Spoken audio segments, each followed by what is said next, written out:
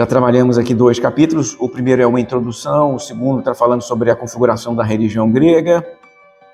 E aqui, o capítulo 3 tem como título no Vernan, o mundo dos deuses. E eu vou chamar nestes slides de os deuses gregos. Coloquei na nossa tela inicial para nos inspirar uma imagem do Deus Zeus, ou de Zeus, de Pierre Granier, de 1686, com o raio na mão e tudo. Perceba que ele desenhou o rei, ou desenhou o Deus com roupa, né? E as estátuas gregas eram geralmente sem roupa, né? Bom, 1600 você não vai desenhar nada sem roupa, né? Não tem como. Aqui alguns elementos de revisão, apenas para poder trazer à memória o que nós conversamos no encontro anterior. O conjunto tradicional de saberes sobre os deuses, ou seja, as tradições do panteão, a respeito do panteão, a cosmovisão do mundo grego, era passado de pai para filho, de geração para geração, através de 2 formas. Primeiro, tradição oral, nas casas, através das mulheres, das vovós, das amas, aquelas que cuidavam das crianças em casa, que recitavam as poesias e que contavam as histórias para os meninos e meninas. E 2, na poesia, a poesia funcionava como um elemento também de difusão da mitologia. Na poesia, como, por exemplo, na literatura de cordel aqui no Brasil, o saber tradicional é transmitido, é fixado e é passado de geração para geração. Esta tradição religiosa, ela fundamenta aí o conjunto da Hélade. Lembrando que Hélade aqui é o mundo grego, digamos que é a Grécia. Aquilo que eu chamaria de Grécia, na verdade, é a Hélade, né? Já que Grécia é uma abstração, não existia uma Grécia, né? O que há é uma Hélade, os helenos. E aí, nesse caso, estes helenos, esta Hélade, é marcada por uma cultura em comum, uma cultura comum. Essa cultura em comum passa pelos mitos transmitidos de geração a geração. Papel especial tem na transmissão desse saber os grandes poetas, os grandes conjuntos canônicos, vamos chamar de canônicos, né? Que é Homero e Hesíodo. As histórias dos deuses estão especialmente nesses 2 conjuntos de textos, os textos de Homero e os textos de Hesíodo, formando quase que um cânon. As pessoas aprendiam a ler em Homero, aprendiam a ler estudando estes textos, tá? Ainda no campo da revisão, o papel da religião grega qual é? Legitimar a ordem social. A ordem social no mundo antigo precisa ser legitimada pelo mundo dos deuses. E este elemento vai aparecer muito aqui neste capítulo, naquilo que o Jean-Pierre Vernant vai chamar de papel trifuncional da religião. Isso é muito interessante, eu acho essa parte dele muito interessante para entender a religião do mundo antigo. O mundo antigo legitima suas práticas, seus comportamentos, suas proibições, legitima estas coisas todas, seus tabus, por meio de histórias religiosas, das tradições religiosas, tá? Pois bem, agora entra aqui no que é específico desse capítulo 3 do Jean-Pierre Vernant, O Mundo dos Deuses, aquilo que é específico aqui. E ele começa, lembrando de aquele antropólogo que nós já mencionamos antes, na aula anterior já falamos sobre ele, é Dumésio, e ele vai fazer referência a Dumésio mais uma vez, e aqui ele vai fazer referência ao Dumésio para as 3 funções da religião, ou os 3 papéis sociais legitimados pela religião: poder, guerra e fecundidade. Eu achei isso interessantíssimo. Pensa comigo aqui. É como se o Dumésio estivesse dizendo o seguinte, especialmente em algumas sociedades do mundo antigo, porque o Jean-Pierre Vernant vai dizer que isso não se aplica exatamente ao mundo grego, mas em outros espaços do mundo antigo. O Dumésio vai dizer, é preciso que 3 espaços sociais sejam legitimados: o espaço do poder, o espaço da guerra e o espaço da fecundidade. Poder: quem governa? Quem lidera?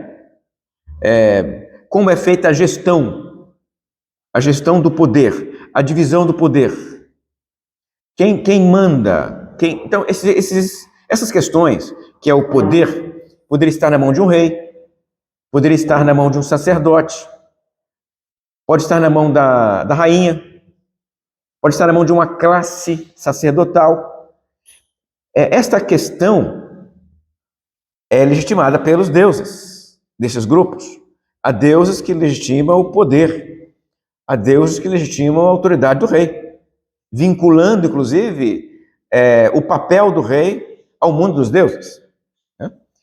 2, nós temos aqui os guerreiros, a classe da guerra, aqueles que exercitam o poder da violência, que fazem a conquista. Então, esses aqui também precisam de legitimação, precisam ser legitimados. O poder deles, o poder da força precisa de legitimação. É legítimo. E é legítimo em que sentido? Aí vem a história dos deuses para dizer que é legítimo o que eles fazem, a conquista é legítima, a expansão é legítima, a violência é legítima, e nesse caso, isso é feito por meio dessas histórias. E por fim, a fecundidade, a multiplicação, o crescimento desse povo. É preciso legitimar isso aqui. Legitimar por meio de histórias religiosas é uma bela forma de legitimar, porque o sujeito exerce aquele papel, precisa exercer aquele papel, e aí você tem, então, estruturas que vão funcionar para dar estabilidade ao elemento fecundidade. É preciso criar estabilidade para esse elemento, porque senão a sociedade se desmancha e desaparece. Para não desaparecer, você tem, então, histórias dos deuses que dão sustentação a esta área da sociedade, a esta necessidade da sociedade, que é se multiplicar. Poder, guerra e fecundidade. Isso é do mesmo.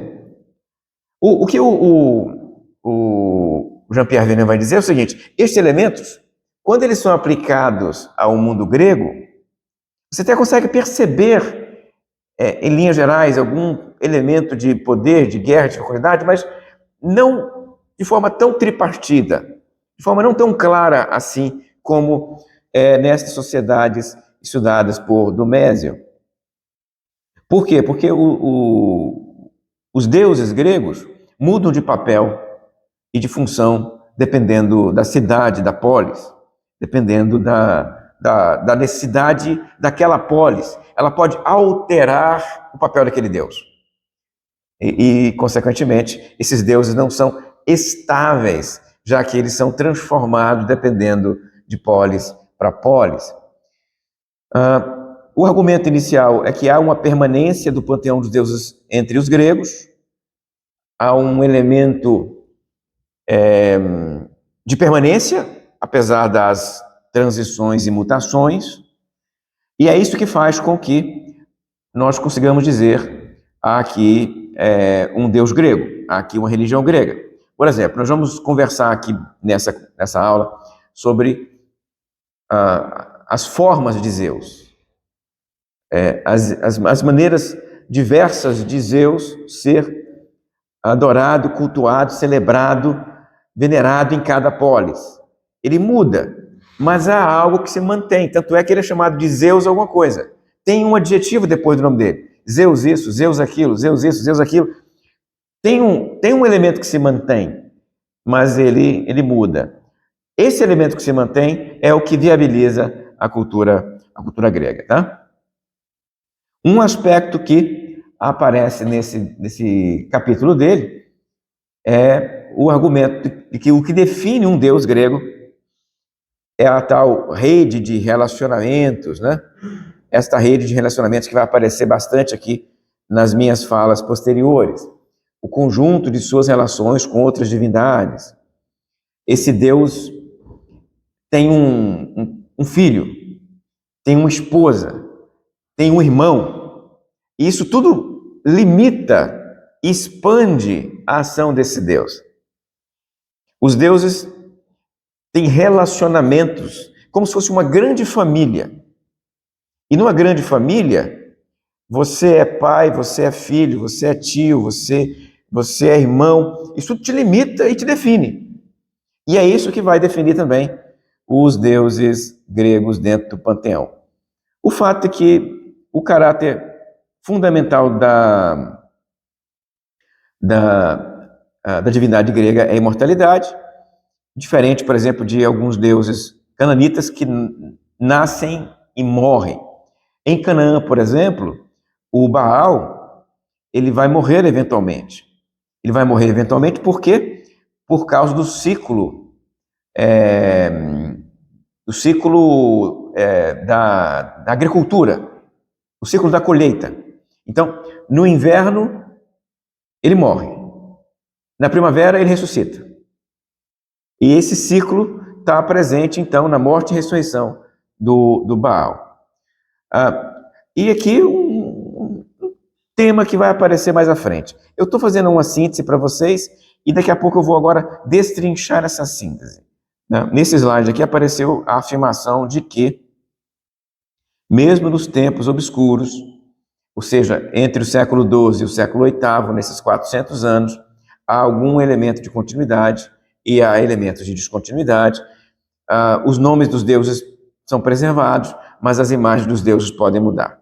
Tá bom? Então, a partir desse instante, eu vou passar para um próximo tópico, que é o tópico a rede do mito, rito e figuração.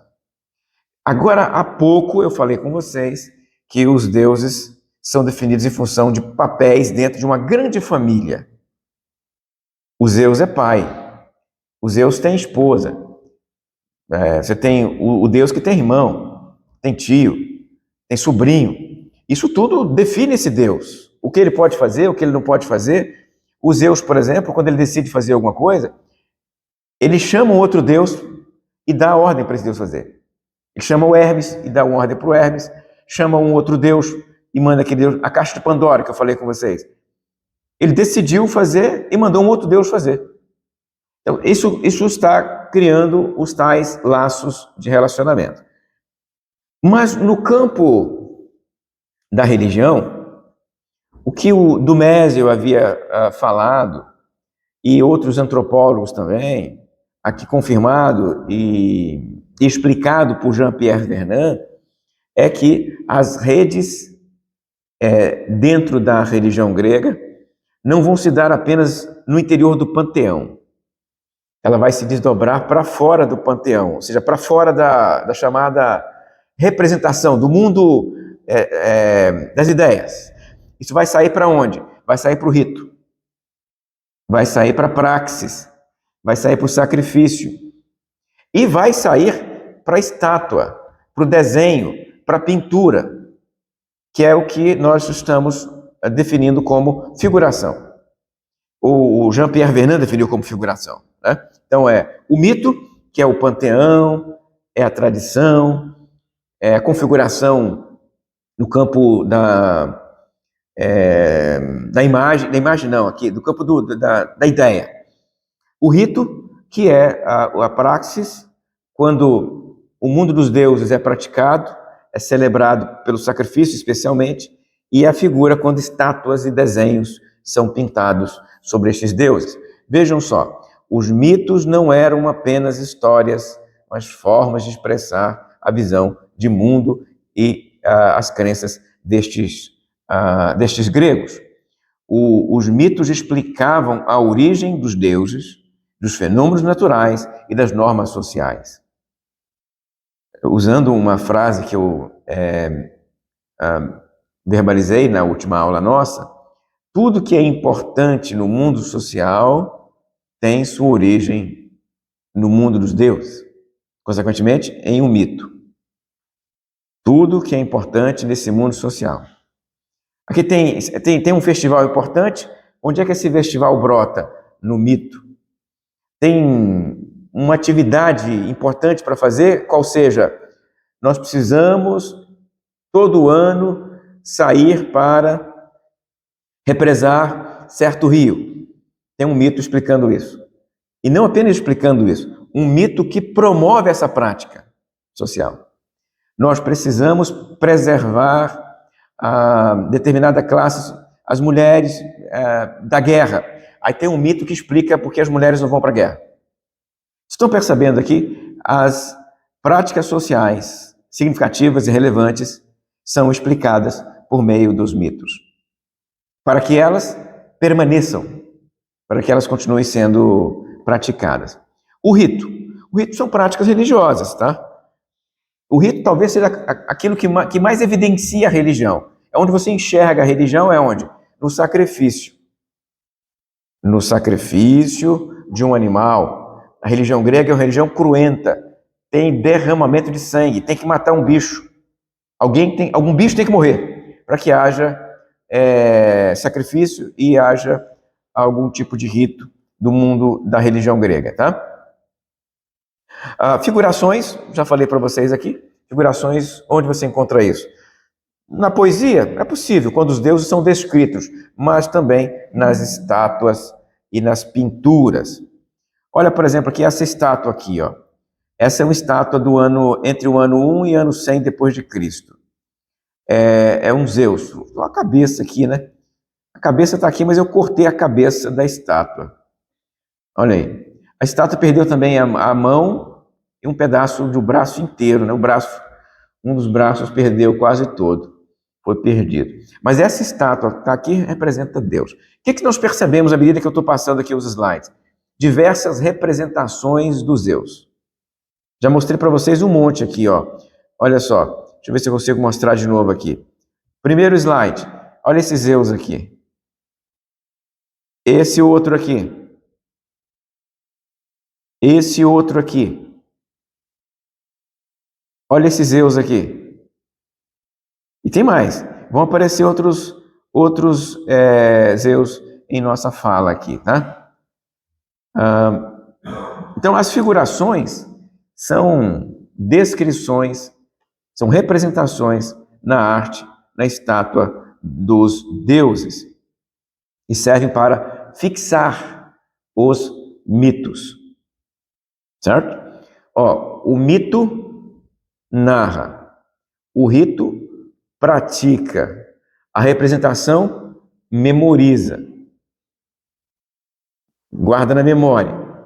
Então, quando uma criancinha passa em frente a uma história de Zeus, todo o mundo do Zeus é trazido à memória daquela criancinha. Percebeu aí os papéis diferentes? Muito bem. Olha aqui. Uma comparação entre a religião grega e outras religiões indo-europeias.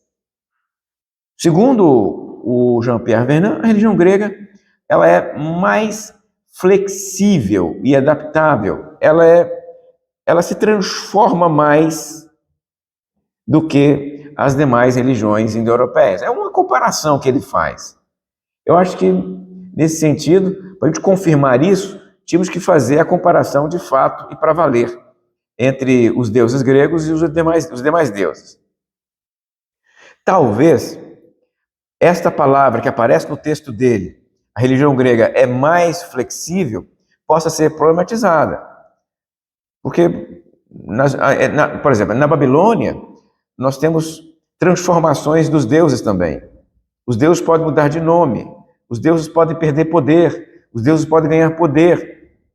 Também tem adaptações do mundo babilônico. Então, eu não chegaria a usar aqui, é mais flexível que as demais religiões.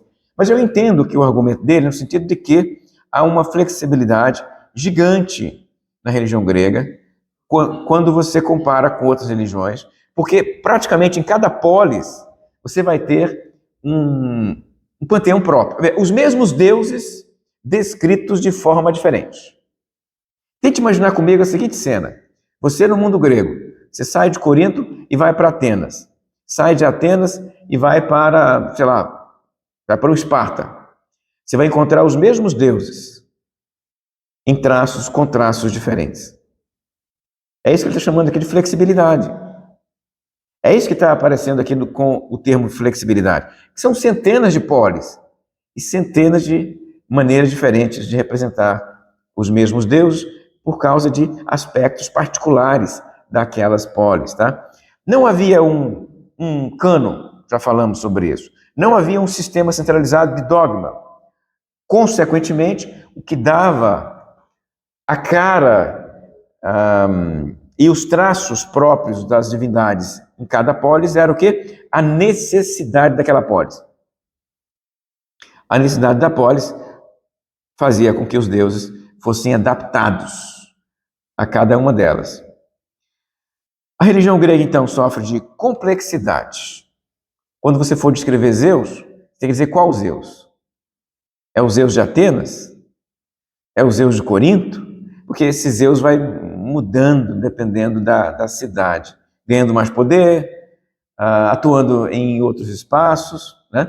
Não há uma estrutura rígida, já que em cada contexto há muita adaptação.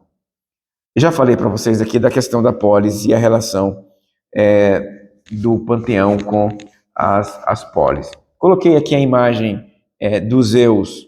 É Zeus mesmo, tá? Mas veja como ele está diferente.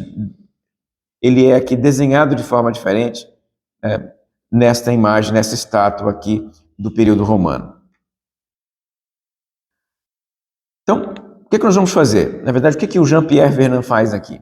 Depois de dizer isso que ele falou, que a religião grega é flexível, ela se adapta, que a religião grega é complexa por causa disso, ele pega os Zeus e vai ilustrar isso que ele acabou de falar com Zeus. Ele vai ilustrar por meio de Zeus. Então ele vai dizer o seguinte: Zeus é uma divindade que nasce, que brota, como outras divindades do panteão grego, de tradições indo-europeias. Você pode, por exemplo, dizer que Zeus é como se fosse o Júpiter romano ou o Thor nórdico. A religião escandinava, por exemplo, ou os deuses romanos, se você for rastrear as origens desses deuses, você vai chegar aí a algumas figuras indo-europeias, do Vale do Indo, por exemplo, né? O próximo autor que nós vamos discutir faz um exercício deste tipo de comparação, que é o Norman Cohn. Ele pega lá algumas divindades indo-arianas e vai rastreando como ela se desenvolve e vai aparecer em outras sociedades. Pois bem, mesmo sendo um Deus que brota lá nessas tradições indo-europeias, isso, ao chegar na Grécia, ganha um caráter próprio do mundo grego e se tornou, no mundo grego, o tal Deus soberano. Deus soberano do panteão, Deus supremo do panteão, recebeu aqui acréscimos de poder, de papéis, tá? Em função de quê? Ele acrescenta, em função de necessidades religiosas. Mas eu faria, talvez aqui um acréscimo. Não é só necessidade religiosa, que é o que ele está fazendo aqui. É necessidade social, cultural, familiar, étnica. Então, são necessidades no campo da sociedade, no campo da cultura. Porque a religião é um elemento aqui significativo? É claro, é verdade. Estamos falando de deuses. Mas esses deuses e estas expressões religiosas são o resultado de, consequentemente, expressões sociais, expressões culturais, tá? Muito bem. Aí, olha só aqui, ó. Coloquei aqui agora um tópico que ele vai apresentar lá no material dele, aqui, no livro dele. Ele vai dizer de que maneira o Zeus vai aparecer de forma diferente. Num certo lugar, o Zeus é o soberano dos deuses, o soberano supremo dos deuses, o líder dos deuses do Olimpo. Ele governa sobre os demais deuses e os seres humanos. Ele aqui aparece como se fosse aquele deus ocioso da mitologia cananita ou da mitologia babilônica. Porque nessas mitologias, na mitologia cananita e na mitologia babilônica, tem um deus chefe do panteão. Esse deus chefe do panteão aqui é o deus que só é lembrado em tempo de guerra. Esse deus é chamado de deus ocioso porque ele é o chefe dos deuses. E como ele é o chefe dos deuses, Você só aciona esse Deus em tempo de conflito com outros povos. No restante do ano, esse Deus não tem muito papel. Você vai lembrar de outros deuses, deuses menores, deuses que exercem outras atividades. Porque guerra não é o tempo todo, guerra é circunstancial. Esse Deus, chefe do panteão então, é chamado em alguns autores de Deus ocioso. Deus ociosos, por quê? Porque ele atua somente em alguns momentos, em determinadas circunstâncias. E o Zeus, em alguns momentos, é esse Deus do panteão grego. Em alguns momentos, tá? Ele é o árbitro final de disputas divinas e humanas. Quando se tem alguma disputa, leva-se até Zeus. Os deuses vão lá resolver problemas com ele. Então ele é o Deus que está no trono só para resolver problema. Ele só atua assim, nessas circunstâncias. É o Deus soberano do panteão. Agora, tem um outro papel aqui, que é o Deus da justiça e da ordem, e aqui ele está associado à manutenção da ordem, tanto entre os deuses quanto entre os mortais. Ele é o defensor das leis. As leis devem ser obedecidas por quê? Porque Zeus é o pai das leis. Ele aqui, nesse caso, é o Deus dos magistrados, daqueles que aplicam a lei, daqueles que escrevem a lei, daqueles que implementam as leis. As leis, para serem obedecidas, surgem no mundo dos deuses, porque caso contrário elas não seriam obedecidas. Não dá para dizer que a lei foi votada pelo conjunto de magistrados, então ela tem que ser obedecida. Não, isso não vai ser obedecida. Ela vai ser obedecida porque ela tem relação com o mundo dos deuses. E Deus, o Deus Zeus, nesse caso aqui, associado a Dik, que é a justiça, ele vai implementar a justiça e as leis, as normas, o nomos do mundo grego. Outro, pai dos deuses e dos homens. Em alguns contextos, ele é o Deus que cria o mundo e os homens. Não necessariamente do modo literal, criou todos os homens e criou todos os deuses, mas ele está por trás de todos os homens e por trás de todos os deuses.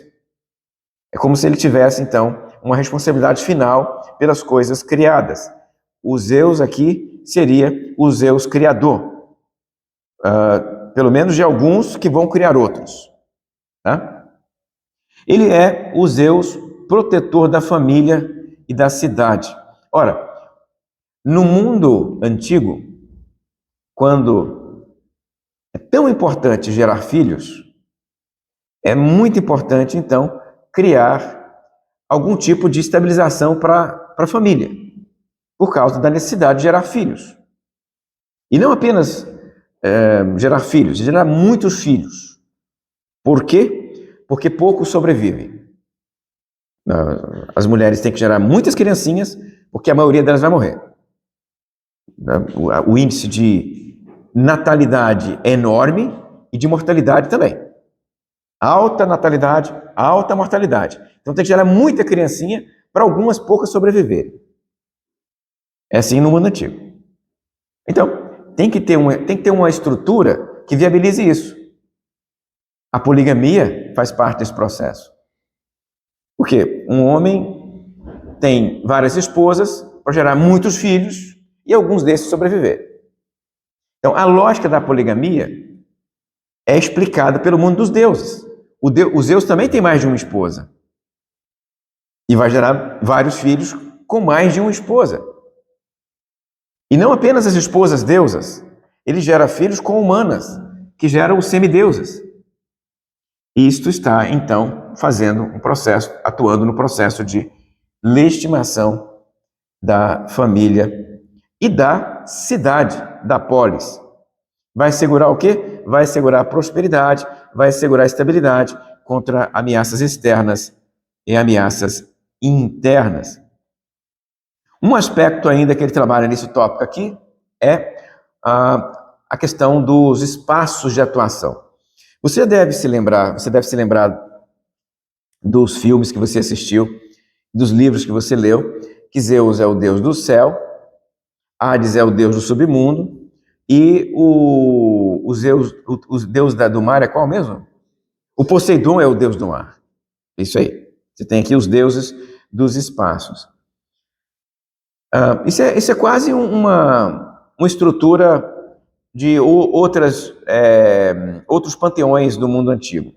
Mas no caso da Grécia, isso não era tão quadradinho assim. Havia lugares, por exemplo, em que Deus atuava no submundo e era também Deus do submundo. Há alguns lugares em que Deus atua no mar e é também Deus do mar. Então, parece que o que o Jean-Pierre Vena está fazendo aqui nesse capítulo é dizer o seguinte: no mundo grego, qualquer tipo de generalização não dá conta do fenômeno religião grega. Se você disser que Zeus é isso, bom, dependendo do lugar, não é. Zeus faz isso, dependendo do lugar, ele não faz. Então, no campo da religião grega, as generalizações não funcionam bem. Então, você tem lá os espaços, em alguns lugares os espaços estão demarcados, mas em outros lugares Zeus atua fora daquele espaço também. Então, apesar de ele ser frequentemente associado ao céu, em alguns mitos ele está também atuando no mundo da terra, no mundo do submundo e no mar. Aí eu coloquei aqui, então, alguns desses espaços e associações. Quando ele está associado ao céu, aquele relâmpago lá, por exemplo, lembra o quê? Lembra o clima, lembra a chuva, lembra o trovão. Ele é o Deus que manda a prosperidade, afinal de contas, sem chuva não tem colheita. E no mundo antigo, os deuses ligados à chuva são os deuses mais importantes. Como são eles que dão colheita, são eles que dão fruto, são eles que fazem brotar a comida do boi. Consequentemente, deuses do ar, deuses da tempestade, são deuses importantes para essas sociedades agrárias aqui. Tá? É claro que se a comunidade vive do mar, o deus do relâmpago vai ter um outro papel para evitar a tempestade. Aqui, se lá na plantação esse deus é celebrado por causa da colheita e espera-se que ele mande a chuva, e se o cara vive na orla e ele é marinheiro e tem que sair para poder pescar o tempo todo, o medo dele agora é a tempestade. Esse deus que tem o relâmpago agora assusta profundamente. Ele é o Deus que vai assustar, ele vai ser adorado de outra maneira e celebrado de outra forma. Por quê? Porque aqui agora o papel dele na entrega da tempestade pode ser entregar a morte também para o marinheiro.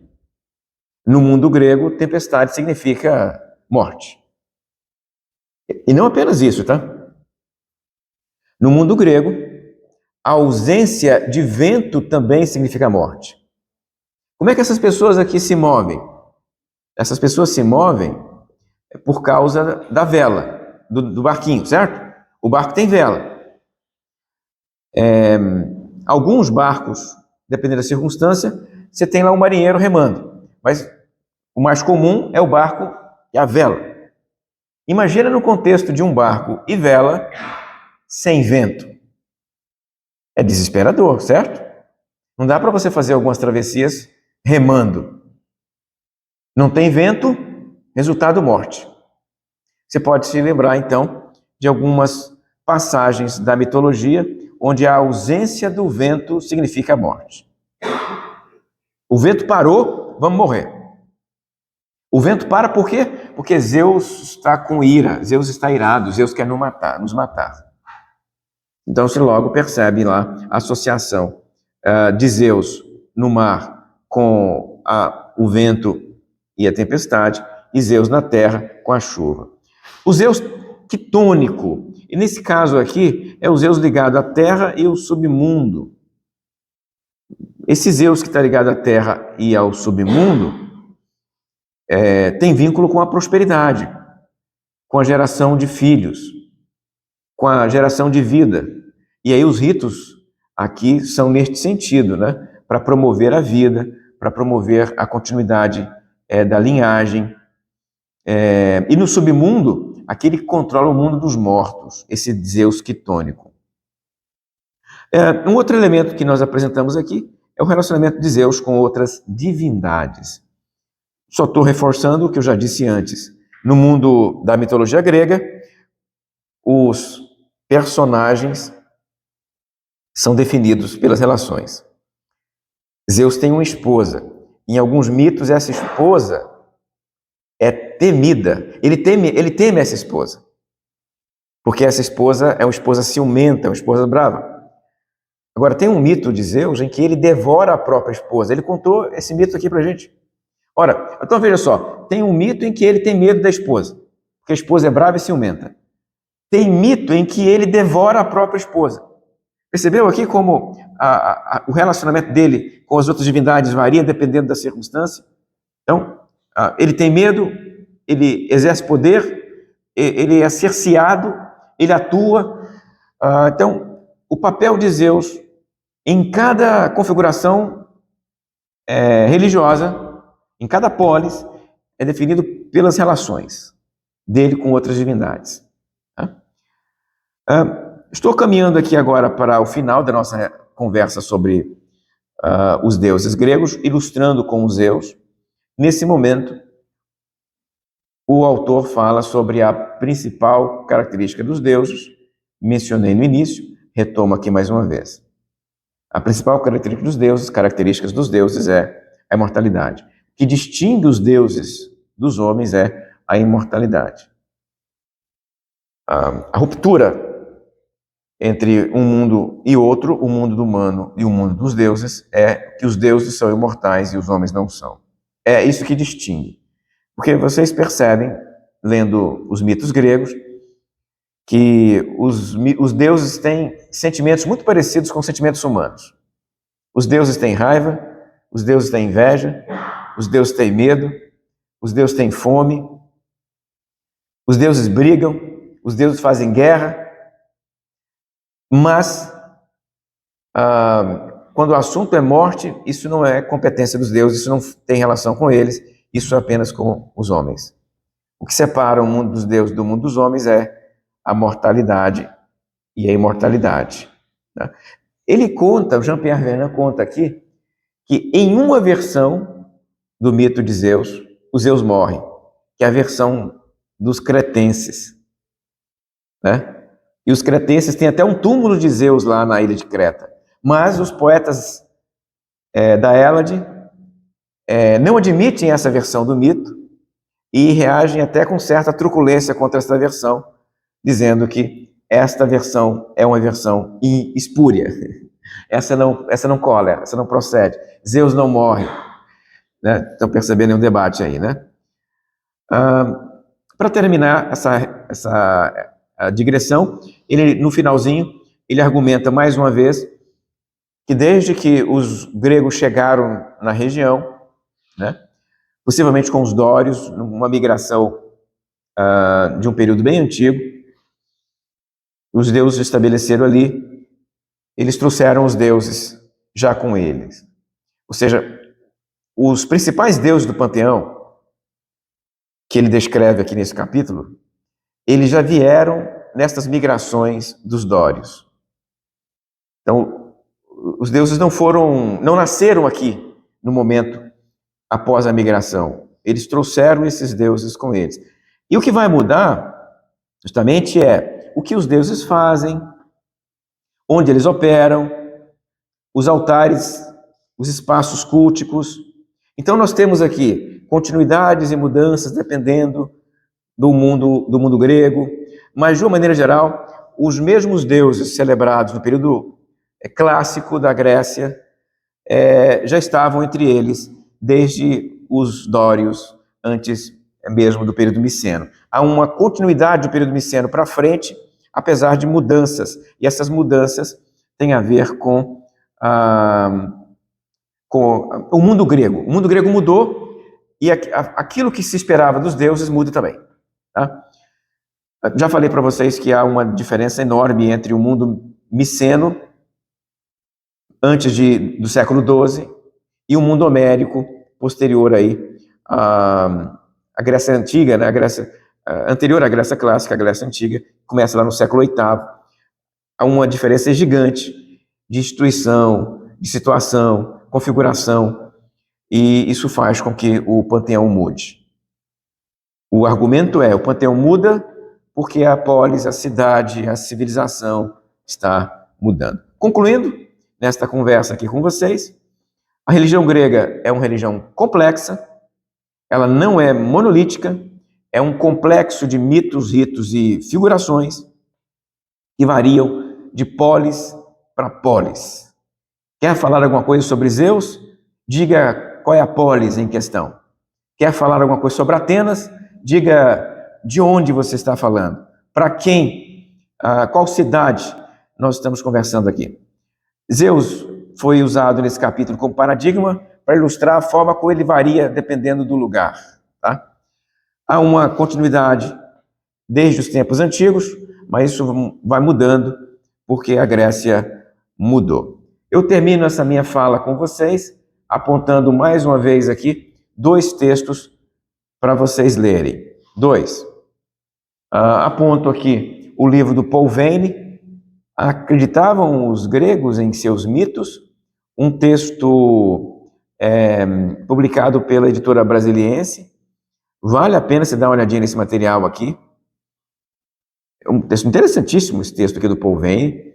Ele levanta uma pergunta e ele responde no texto dele dizendo que se hoje você não crê nos deuses gregos, você deve imaginar que no mundo grego os deuses entendiam que eles faziam as coisas e operavam daquele jeito. Nós não devemos aplicar ao mundo grego a nossa incredulidade. Porque o conceito de mentira, não, mentira, a palavra não é essa. O conceito de realidade varia de tempos em tempos. Então, aquilo que você entende como real varia dependendo do momento, dependendo da circunstância. E no mundo grego, essas coisas eram reais. Eram reais. Eu coloquei aqui o Júpiter Aminon, o Júpiter que é uma espécie de Zeus do mundo romano, né? Em terracota do século I, para poder ilustrar esse slide aqui. Acreditavam eles em seus mitos, o Paul Veyne disse, sim, dentro de certas circunstâncias, apesar da reflexão crítica de alguns filósofos, os deuses celebravam os gregos celebravam os seus deuses porque acreditavam na existência dos seus deuses. E por fim, um texto antigo do Walter Friedrich Otto, Os Deuses da Grécia, ainda como uma obra para divulgar a mitologia. É um livro antigo. Esse livro aqui, por exemplo, do Otto, foi escrito em 1929. Esse texto tem mais de 100 anos, quase 100 anos, na verdade, né? Quase 100 anos. O que ele faz aqui é vulgarizar e divulgar os mitos gregos. Então, esse tipo de texto tem o seu papel ainda exerce aí tem utilidade. Por isso, faço aqui sugestão de leitura do Walter Friedrich Otto para vocês, tá bom? Então, com isso, fechamos a nossa conversa de hoje. Até a próxima. Ok. Agora eu posso desligar aqui.